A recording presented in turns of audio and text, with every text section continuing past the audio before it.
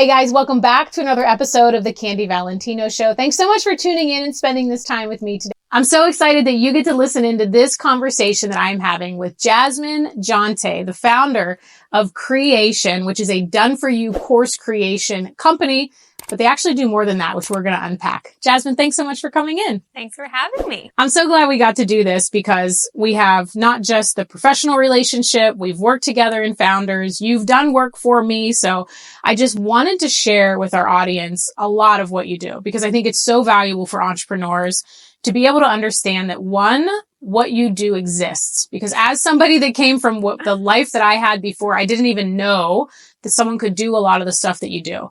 But before we get into that, I want to unpack a little bit about how you got to this place in your business now, because you weren't like, I'm going to be an entrepreneur, I'm going to start a company. Tell everyone about what you did prior to starting your business.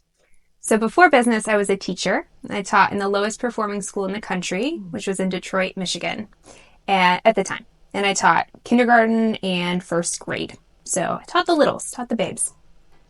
And I didn't even know business was a thing. Like, your dad owned a business, right? So you always grew up knowing that it was an option. I come from blue, white-collar parents who just worked for other people. I didn't have a single relationship in my life of someone who owned a business. So when my best friend actually started to get involved in a business, she reached out to me and said, hey, do you want to start a business with me? And I was like, what does that mean? Like, I did not really understand what it meant. But she had me at, you can stay home with your dog and work from home. And I was like, sounds great. That's so funny because it sounds like she's asking you to go to brunch. Like, hey, do you want to go start a business with me? Yeah. I mean, it was like, first it was like, can you, get some side money, do a side hustle, and then eventually grow it into being full time. And I think it was part like moving away from the pain of being in the classroom because it was a very toxic workplace that I was in. It was really hard what my kids were going through and just like the compassion fatigue that comes with that over years. But also moving toward the pleasure of I could actually like live my life by design. I could travel. I could like own a home. I could potentially earn financial freedom. Like that, all of those were completely new ideas outside of the whole, go to college, get a job, work forever for someone else, retire, and then live your life. Like that was the paradigm I had. Yeah. That's so fascinating because that's so different. Like, our own reality is all we know, right? For a certain period of time. So it's so interesting that like you didn't even think about that as an option until it was presented. As somebody maybe that's watching or listening right now, that they're in that place of they have a full-time job, maybe they have a side hustle, maybe they're not 100% sure what they want to do. What was the tipping point for you? I mean, obviously she said you can stay at home, but from when did it go from, oh my gosh, I'm going to go all in and quit my safe job and build this business? I realized that if I didn't take that risk, I would never see the reward that I really wanted to see in life, which for me was retiring my parents. So often we hear, your why has to be bigger than you. You need a why that makes you cry, all that. But that why, that's exactly what got me into action and like scary big action. Not like, oh, I'm going to, build my little business and like make a couple $100 extra a month. Like it was like, no, I'm going to work 80 hours a week and figure this out, like come hell or high water. Like there was no other option. So why bigger than me. Yeah. Big why, big leverage. And then what do you feel when you were like, okay, I'm doing this? What were some of the first things that you think you had to overcome first in order to then do it? Because it's one thing to have the idea, I'm going to do this and my why's so big and I have leverage, but then it's a whole other animal to actually go do it. What were some of the things? Was it mindset? Was it being around people? What do you feel were some of the first things you had to get in order to go do it? Both of those things, both mindset and being around other people. I did what Tony Robbins, calls immersion. And I just read every book I could get my hand on. I listened to every podcast I could about entrepreneurship and mindset and limiting beliefs because I didn't even know what that was. Like the first time I read Jen Sincero's book, You Are a Badass, and she talks about limiting beliefs. And I'll never forget, I'm sitting on the couch in Nashville reading this book, and think to myself, why would anyone have a belief that limits themselves? Like, it was like, I just didn't get it, you know? So it was a lot of that, just like immersion into books, podcasts, and then when I could afford them, events. Yeah. And like getting actually in the room. That's so good. With people. Yeah, it's so important in the beginning, right? Because I always say that you can have the best strategies, but if you don't fix the like 6 inches between your ears first, you're going to go try, fail.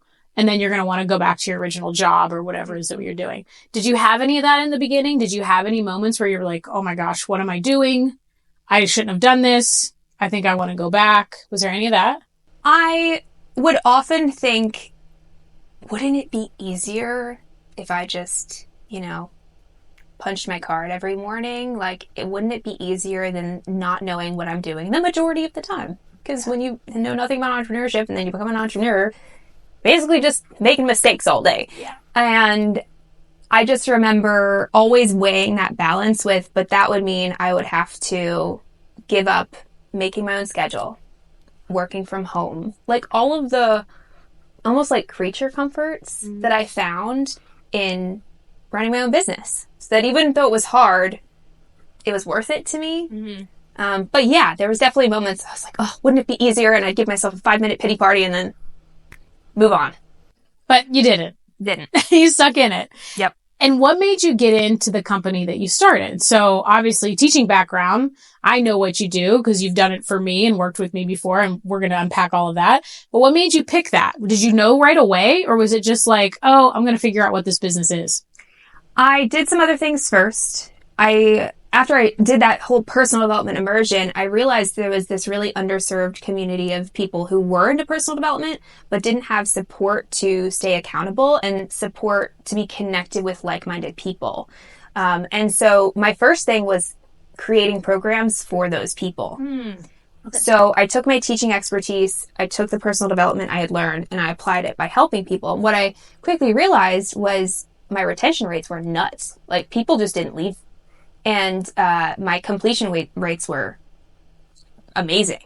And I thought, wow, like, okay, so I can apply my teaching skill to this other industry and it'll work. But I could not figure out marketing. But huge hole. Had no idea what I was doing. So I started buying courses about how to market your services and how to sell. And I quickly realized they were really bad. Like, these people were doing multiple 7 figures a year, and I would get into their program, open those, digital doors to the course for the first time, and thought, they have no idea what they're doing. It's going to take me so long to get a result from this. So we've all taken a junky course, unfortunately. Yeah. And I thought, well, isn't that interesting? There are people who really don't have the skill that I have, and I would be able to impact even more people if I couple what I know how to do with this teaching, which is teaching, with what they know how to do, which is marketing and sales. So it took me a few years to get there, but once I landed, it was like that perfect fusion of what I'm good at, what I really know how to do, and what I love to do. Yeah. And you saw a need. You saw something that you weren't recreating. I just want everyone to hear all of that you just shared, because it applies to so many people in business. You weren't trying to recreate and invent something. You were taking something that you were like, oh my gosh, these are not very good. I think I can do that better. And you really found the intersection of what you know, what you had experience in, what somebody is already willing to pay for, and then just operating from a place that you can do it better in, and then implementing that and doing it. And I think that's where people get stuck, is they'll see that need and then they don't go do it. But then you were like, okay, wait a minute. And then the other thing I think is so awesome that you said was that you knew you didn't have skills in this area, but you went ahead and developed them. And I think that's another place that entrepreneurs get stuck sometimes, is because they're like, well, I don't know this thing, but I'm going to just try to keep it my way. I don't want anyone to know that I don't know this thing. And then they stay stuck as opposed to getting the support and the help that they need. And now you're working with all entrepreneurs, a lot of solo entrepreneurs, right? And entrepreneurs of all kinds that need your services. So let's fast forward a little bit in your journey. You found out, okay, these are really crappy courses. I can do better than this. What came next? So I put a post on Facebook because I knew nothing about marketing, but I knew I had relationships there. And I went to Facebook and said, I'm an online course ghostwriter. does anyone need to build a course? And sure enough, like first 5-figure client off of one Facebook post. Wow. Like it was wild. It was the most money I'd ever made in a day. You know, I come from a $38,000 teaching salary. So it was awesome. And like the processes and the systems and my method and how I worked with clients, it just flew out of me. Like it was the easiest thing in the world. Wow. So that was then. And then now, you know, we do work with a lot of like professional service providers, right? Who want to get leverage on their time. And then we work with more established course creators or companies who just need to up level their programs. Yeah. And give me an example of professional services, because I know we have a lot of people that watch the show. Well, we've got therapists, accountants, CFOs, lawyers, Judge Anthony, lovely Judge Anthony. That's right. Yeah. So all kinds of different services. Oh my gosh, he should be a testament on his own to what you do, because his course, obviously, and again, this is the way everybody should start, in my opinion. I agree. You might, okay, good. No, I was going to say, oh gosh, you probably disagree. Totally agree. Is as far as like, because everyone thinks, and we are definitely going to get into this, that you create this beautiful course, you throw up a post online, and all of a sudden you're going to have a 7-figure launch, or insert any online product, right? Any educational product. And so what Anthony did was created his own. It wasn't the greatest, but he just refined it. And I think if he would have went and spent all of that money up front, he would have quit because he wouldn't have had the result that he had wanted. And I see that a lot in a lot of business owners. So I think for, in my opinion, I always say you need to start with what you know, because you need to then revise it and make it better. And you need the feedback, the data from the people that bought it of what's good, what's not. If you invest everything into it, you actually don't know what you need to change and fix, right? It's almost like if you went and tried to build the $1 billion company before you built a $1 million company, you probably would take so long to get there that you might fizzle out. So for anyone that's wanting to create, and I know you said course, but I really think what you do is so much broader as far as like education and training programs for people's employees. And like, I think back in the day, how nice would it have been to have an online portal where all of my staff could go in and hear our values and our mission statements and how we run our customer service standards, so they didn't have to read them in a book. But you do that too. So what are some of the other, aside from courses, what are some of the big components that you have been helping entrepreneurs create, and how that system saves them time in their business? Yeah, we do a ton of like high ticket group programs. So the person who has one-on-one and they want to leverage their time, but you need a curriculum and a training in order to do that effectively. So we do a ton of those. Live event trainings, like live event keynote presentations, or just full day events, multiple day event programming. We've done that. And then sometimes we'll do lead magnets, workbooks, accompaniments to actual books, right? So it's really any kind of learning experience, any kind of experience where you're transferring your knowledge to someone else, because teaching is a skill. So just like writing copy is a skill, sales is a skill, ops is a skill, like these are all skills, and so is teaching. And I think a lot of people make the mistake of saying, oh, I know what I know, so I can just teach it. And it's not the same thing. And even going from people who have done one-on-one services or taught one-on-one, when you teach one-on-one, it's like you have this whole, file of, you have this whole drawer of files in your brain. And you're like, okay, she needs this file. So you take it out and you give it to her and it solves her problem. But when you're teaching a group, it's like you need to know the 10 out of 100 files that everybody needs to know and what order to put them in, which is really hard for most entrepreneurs. So really the teaching skill is what we do. And you're so good at it. And I'm not being paid to say any of this. I actually pay you. But because I've noticed it's one thing to do something.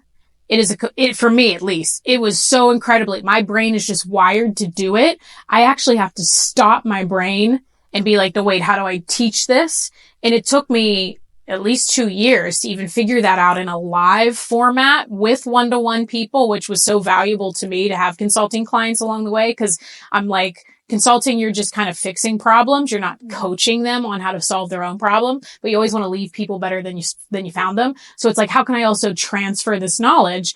And what I love is, even in my next book, you're doing all the graphics, all the worksheets, not you, your company's doing all of the things that it's like, okay, how do I take this point that I know and transfer it to meet the person where they are, which is so much harder than just one-on-one telling someone and adjusting the information. So I love how you said the file cabinet. Mm-hmm. That's so brilliant.